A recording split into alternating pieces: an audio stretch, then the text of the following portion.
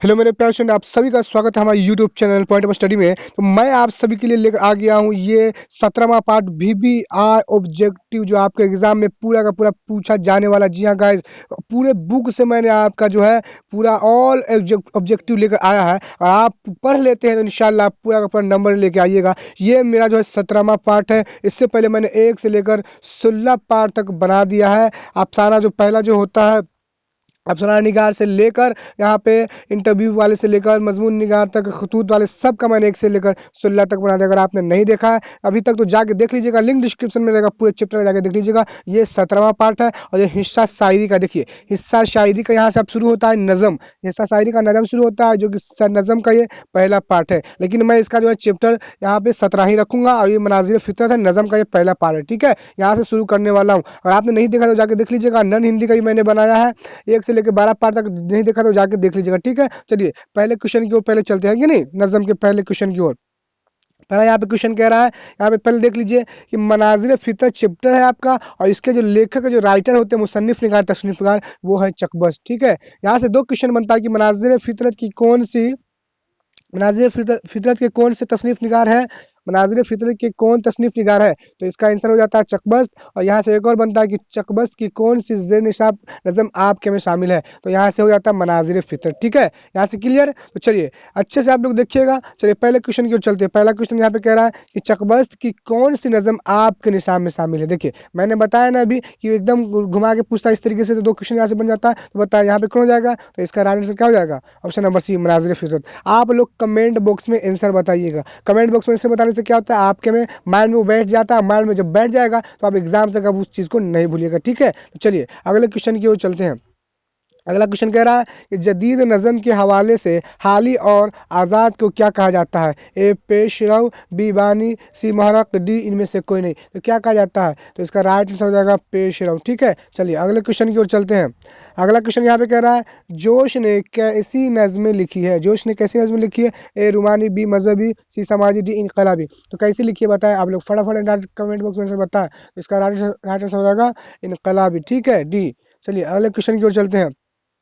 अगला क्वेश्चन यहाँ पे कह रहा है कि चकबस्त की गज़लों में किस बड़े शायर का रंग पाया जाता है। तो किस बड़े शायर का रंग पाया जाता है, तो ए आतिश, बी गालिब, सी मीर, डी मोमिन। तो किसका पाया जाता है बताएं आप लोग, तो इसका राइट आंसर होगा ऑप्शन नंबर ए, आतिश। ठीक है, चलिए अगले क्वेश्चन की ओर चलते हैं।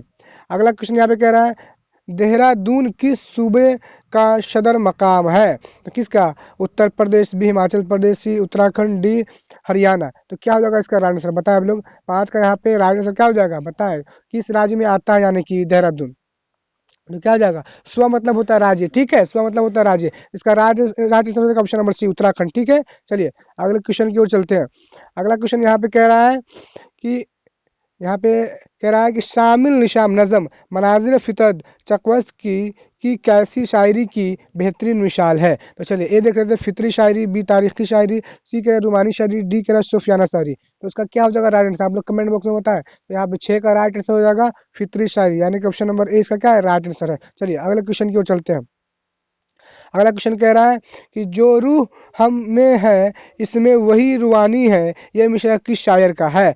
तो A Jagannath Azad, B Chakbast, C Parvez Sahidi, D Syed Mohammad Jafri. तो इसका right answer option number B, यानी कि चकबस्त। ठीक है, यहाँ तक क्लियर। चलिए अगले चैप्टर की यानी अगले क्वेश्चन की ओर चलते। ठीक है दोस्तों, तो यहाँ पे देखिए अगला क्वेश्चन आपका यहाँ पे कह रहा है कि चकबस्त किस पेशे से मुंसलिक थे। चकबस्त किस पेशे से मुंसलिक थे। तो किस पेशे से मुंसलिक थे बताएं, ए वकालत, बी तबावत, सी हिमायला, डी तिजारत। उसका राइट आंसर क्या हो जाएगा, 8 का राइट आंसर क्या हो जाएगा, तो 8 का यहाँ पे राइट आंसर ऑप्शन नंबर यानी कि ए वकालत। ठीक है, चलिए अगले क्वेश्चन की ओर चलते हैं। अगला क्वेश्चन आपका कह रहा है यहाँ पे कि चकबस्त का आबाई वतन कहाँ था। तो चकबस्त का आबाई वतन कहाँ था, ए लखनऊ, बी कानपुर, सी फैजाबाद, डी इलाहाबाद। तो क्या हो जाएगा राइट आंसर इसका, तो 9 का यहाँ पे आपका है राइट आंसर ऑप्शन नंबर ए, यानी कि लखनऊ। ठीक है, चलिए अगले क्वेश्चन की ओर चलते हैं। अगला क्वेश्चन यहाँ पे आपका कह रहा है कि चकबस्त ने BA कब किया। चकबस्त ने BA कब किया, तो एक ऑप्शन देखिए 1905, बी 1906 ईस्वी, सी 1907 ईस्वी, डी 1904 ईस्वी। तो इसका राइट आंसर होगा ऑप्शन नंबर बी, यानी कि 1906 ईस्वी। ठीक है, चलिए अगले क्वेश्चन की ओर चलते हैं। अगला क्वेश्चन यहाँ पे कह रहा है आपका कि चकबस्त ने वकालत कब पास किया? चकबस्त ने वक़ायत कब पास किया? 1908 ईस्वी, 1909 ईस्वी, 1910 ईस्वी, 1907 ईस्वी। तो 11 का क्या हो जाएगा आंसर बताएं? तो इसका हो जाएगा 1908 ईस्वी, यानी ऑप्शन नंबर ए। ठीक है, चलिए अगले क्वेश्चन की ओर चलते हैं हम। अगला क्वेश्चन यहाँ पे आपका कह रहा है कि चकबस्त का पूरा नाम क्या है? तो चकबस्त का पूरा नाम क्या है? ए पंडित ब्रज नारायण, बी पंडित दयाशंकर, सी तुलुक चंद, डी अशोफी कुमार। तो क्या हो जाएगा इसका राइट आंसर? 12 का राइट आंसर। तो इसका right answer option number A Pandit Braj Narayan. ठीक है, चलिए अगले क्वेश्चन की ओर चलते, क्वेश्चन नंबर 13 की ओर इस चैप्टर का। ठीक है, कह रहा है कि जदीद नज़म के आगाज़ का सिलसिला किससे शुरू हुआ? तो इस नज़म का सिलसिला किससे शुरू हुआ था? ये देखिए, ए अकबराला आबादी, बी लुत्फु, बी अल्ताफ़ हुसैन हाली, सी इकबाल, डी जोश मली आबादी। तो 13 का यहाँ पे राइट आंसर क्या हो जाएगा बताएं आप लोग? 13 का हो जाएगा अल्ताफ़ हुसैन हाली, यानी कि ऑप्शन नंबर 20 का क्या है राइट आंसर? अल्ताफ़ हुसैन हाली। चलिए अगले क्वेश्चन की ओर चलते हैं। अगला क्वेश्चन यहाँ पे कह रहा है कि किसकी तारीफ में जो किसी की तारीफ में जो नज़म कही जाती है उसे क्या कहते हैं? ए मरसिया, बी कशीदा, सी मसनवी, डी रबाई। तो क्या कहा जाता है बताएं इसका राइट आंसर आप लोग? किसी के बारे में, किसी शख्स के बारे में ये तारीफ की जाती है तो उसको कहते हैं हम कशीदा, यानी कि किसी की तारीफ में जो नज़म कही जाती है उसको कहते हैं कशीदा। ठीक है, ऑप्शन नंबर 20 का राइट आंसर है। चलिए अगले क्वेश्चन की ओर चलते हैं। अगला क्वेश्चन यहाँ पे कह रहा है कि चकबस्त की पैदाइश कब हुई? तो चकबस्त की पैदाइश कब हुई? ए 1881 ईस्वी, बी 1882 ईस्वी, सी 1883 ईस्वी, डी 1884 ईस्वी। तो 15 का यहाँ पे राइट आंसर क्या हो जाएगा बताएं आप लोग? 15 का यहाँ पे राइट आंसर क्या हो जाएगा? तो 1882 ईस्वी क्या इसका राइट आंसर है। चलिए अगले क्वेश्चन की ओर चलते हैं। अगला क्वेश्चन यहाँ पे कह रहा है कि चकबस्त की पैदाइश कहाँ हुई? तो चकबस्त की पैदाइश कहाँ हुई? ये देखिए, रामपुर, बी लखनऊ, सी फैजाबाद, डी इलाहाबाद। तो 16 का यहाँ पे क्या हो जाएगा आंसर बताएं आप लोग कमेंट बॉक्स में? तो 16 का यहाँ पे राइट आंसर हो जाएगा फैजाबाद। ठीक है, ऑप्शन नंबर सी इसका क्या है राइट आंसर है। चलिए अगले क्वेश्चन की ओर चलते हैं। अगला क्वेश्चन यहाँ पे कह रहा है कि शामिल निशाम नज़म मनाजिर फितरत के शायर कौन है? तो कौन है शायर? ए महरूम, बी आज़ाद, सी चकबस्त, डी अकबर आबादी। तो आपको मालूम है कौन हो जाएंगे शायर, मैंने पहले बताया है। तो इसका right answer option number C Chakbast. ठीक है, चलिए अगले क्वेश्चन की ओर चलते हैं।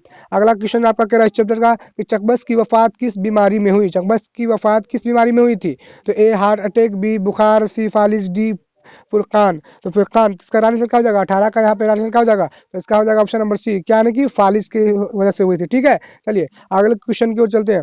अगला क्वेश्चन यहाँ पे कह रहा है कि चकबस्त की वफात कब हुई? तो चकबस्त की वफात कब हुई? 1952 ईस्वी, बी का ए कह रहा है, बी ऑप्शन नंबर क्या 1926 ईस्वी, सी का 1927 ईस्वी, डी का 1928 ईस्वी। तो 19 का यहाँ पे राइट आंसर क्या हो जाएगा? तो 19 का हो जाएगा 1926 ईस्वी, यानी कि ऑप्शन नंबर 20 का क्या है राइट आंसर है। चलिए अगले क्वेश्चन की ओर चलते हैं।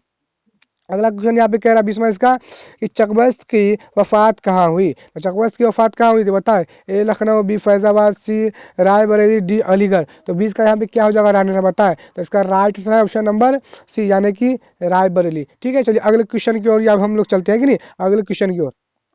तो यहाँ पे देखिए आपका लास्ट क्वेश्चन कह रहा है इस चैप्टर का जो कि बीवीआई ऑब्जेक्टिव है। लास्ट क्वेश्चन बताने से पहले मैं आपको बता दूं, इससे पहले अगर आपने मेरी पूरी वीडियो नहीं देखी, 1 से लेकर 16 पार्ट तक मैंने बनाया है उर्दू का, नहीं देखा तो जाके देखिएगा, लिंक डिस्क्रिप्शन में। ठीक है, और नॉन हिंदी का भी मैंने बनाया है पूरा का पूरा 1 से 12 पार्ट तक, अगर आपने नहीं देखा है तो आप वो भी जाके देख लीजिएगा। और भी मैं नॉन हिंदी का बनाने वाला हूँ। ठीक है, ये उर्दू का है। चलिए लास्ट क्वेश्चन कह रहा है किस नंबर इस चैप्टर का कि दर्जा झील मिशरे को मुकम्मल कीजिए, शायरी भी डॉट डॉट है आतिश मिर्जा। अब मैं देखिए थोड़ा छोटा मैं कर लेता हूँ, आतिश मिर्जा। हाँ, आतिश मिर्जा, यहाँ पे देखिए आतिश मिर्जा साज की। तो इसका क्या हो जाएगा राइट आंसर बताएं आप लोग? इसका यहाँ पे राइट आंसर क्या हो जाएगा? यानी कि दर्जाजील मिश्रे को मुकम्मल कीजिए, शायर भी डॉट डॉट है आतिश मिर्जा साज का। तो क्या हो जाएगा ऑप्शन नंबर ए नाम कह रहा है, बी काम का, सी हो जाएगा दाम का, डी कह रहा है शाम का। तो इसका राइट आंसर क्या हो जाएगा? कि इसका राइट आंसर क्या हो जाएगा इस चैप्टर के? तो इसकी इसका यहाँ पे राइट आंसर क्या हो जाएगा बताएं आप लोग? तो हो जाएगा काम का, यानी कि ऑप्शन नंबर 20 का क्या है राइट आंसर है। ठीक है, आई होप आप लोग यहाँ तक कंप्लीट। मिलते हैं अगले वीडियो में, जब तक कि आप लोगों का शुक्रिया वीडियो देखने के लिए। ठीक है, आप लोग जुड़ रहिएगा, हर रोज आपको 7:30 बजे वीडियो मिल जाएगी। चलिए मिलते हैं अगले वीडियो में, जब तक आप सभी का शुक्रिया।